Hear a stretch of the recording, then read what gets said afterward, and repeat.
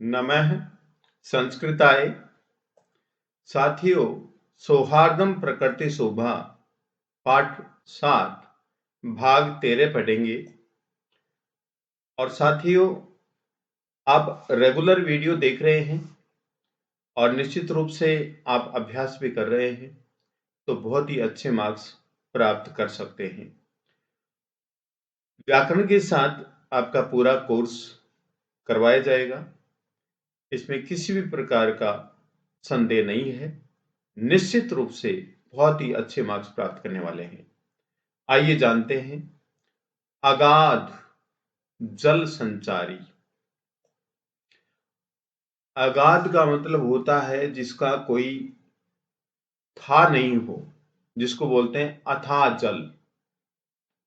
जैसे समुद्र का जल होता है, ऐसे जल में संचारी का मतलब तो संचरण करने वाली, उसमें तैरने वाली, उसमें रहने वाली। रोहित है,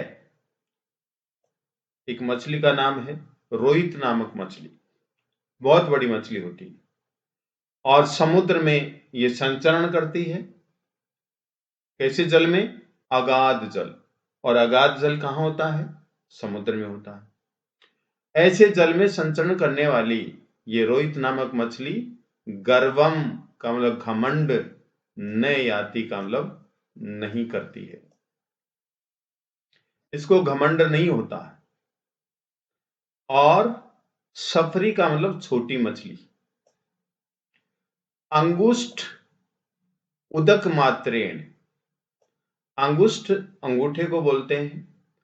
उदक का मतलब होता है जल, मात्रेण का मतलब केवल। अंगुष्ठ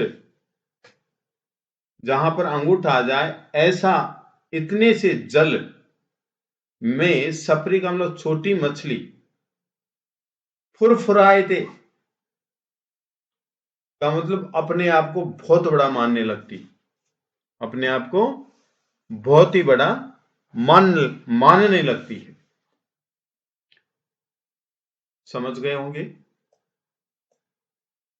फुरफुराए थे, ज्यादा इतराती है, घमंड करती है।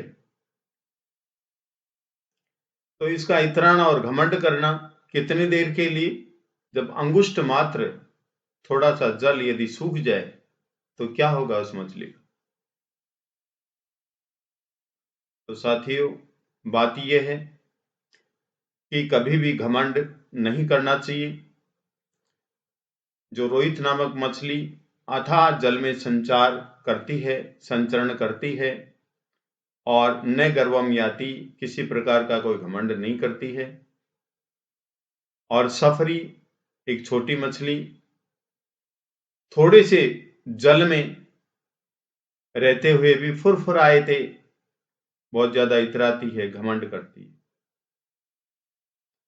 अनवय, यद्यपि अगाध जल संचारी, बहुत अधिक जल में संचारण करने वाली रोहित नामक मछली गर्वम नहीं आती, गर्व नहीं करती है, किंतु अंगुष्ठ उदक मात्रेण, अंगूठे के समान जल में संचरण करने वाली सफरी छोटी मछली फुरफुराए थे, घमंड करती है, इतराती है।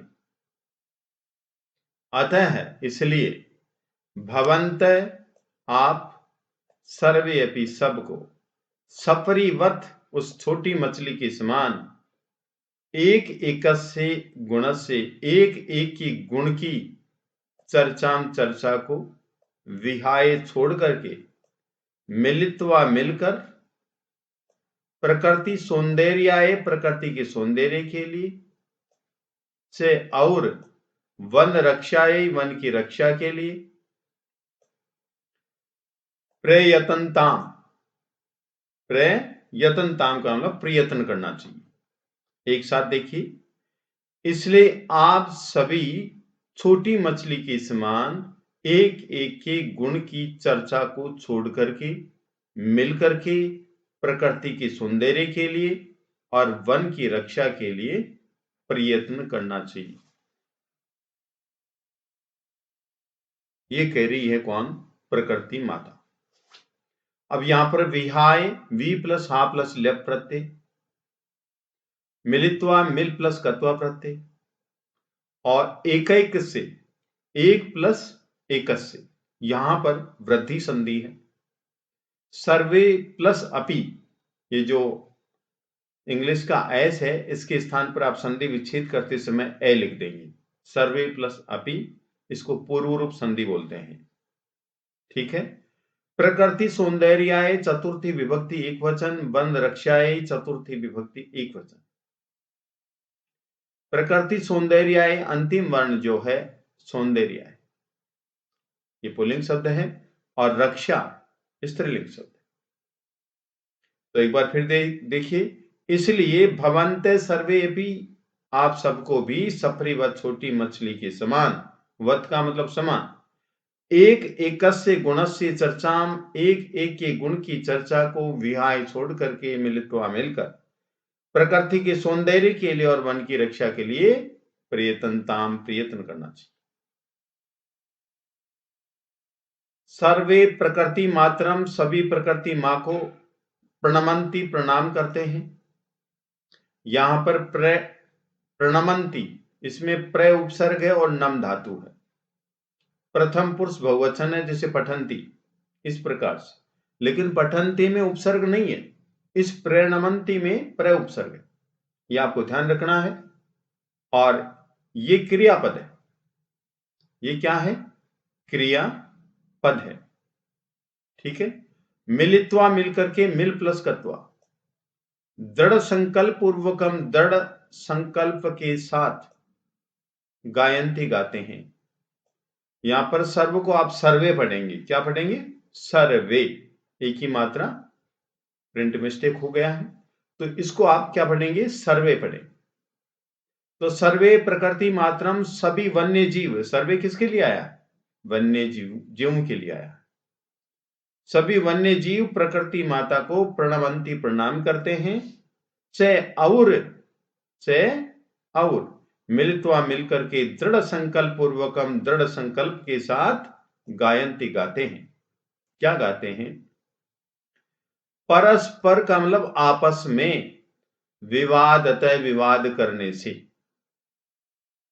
विवाद बोलते हैं झगड़े को, आपस में झगड़ा करने से, प्राणी नाम, प्राणियों की, षष्ठी विभक्ति बहुवचन संबंध कारक, संबंध कारक का चिन्ह क्या होता है? का, के, की। तो प्राणियों की, इसके बाद में हानि आ रहा है, स्त्रीलिंग शब्द आ रहा है, इसलिए इसके बाद क्या जोड़ेंगे हम? की।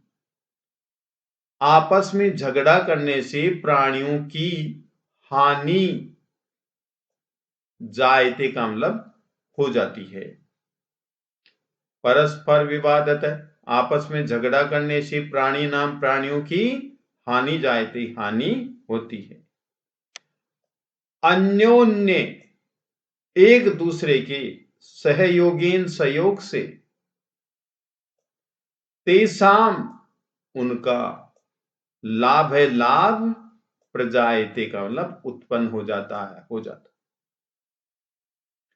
अन्योन्य सहयोगेन, एक दूसरे के सहयोग से, तेसाम, उन वन्य प्राणियों का, लाभ है, प्रजायते, लाभ हो जाता है। यहां पर सत्व विसर्ग संधि है, लाभ है विसर्ग प्लस तेसाम कर देंगे आप। लाभ है विसर्ग लगाएंगे प्लस तेसाम। ठीक है। तो आपस में झगड़ा करने से प्राणियों की हानि होती है और एक दूसरे के सहयोग से उनका लाभ हो जाता है। यहां पर तेसाम किसके लिए आया है? वन्य प्राणियों के लिए आया है। अन्वय देखिए, परस्पर विवादतः, आपस में झगड़ा करने से प्राणी नाम, प्राणियों की हानि जायते, हानि होती है। अन्योन्य सहयोगेन, एक दूसरे के सहयोग से, तेसाम लाभ है प्रजायते, उनका लाभ होता है। देखिए, लाभस्य तेसाम, यहां पर लाभ है विसर्ग है, हो गया ना? लाभ है विसर्ग प्लस तेसाम, ये संधि विच्छेद हो गई। तो साथियों, इस पैराग्राफ के प्रश्न और उत्तर हम नेक्स्ट वीडियो में जानेंगे। आपको वीडियो पसंद आया तो आप लाइक कीजिए, शेयर कीजिए, कमेंट कीजिए, सब्सक्राइब कीजिए। धन्यवाद।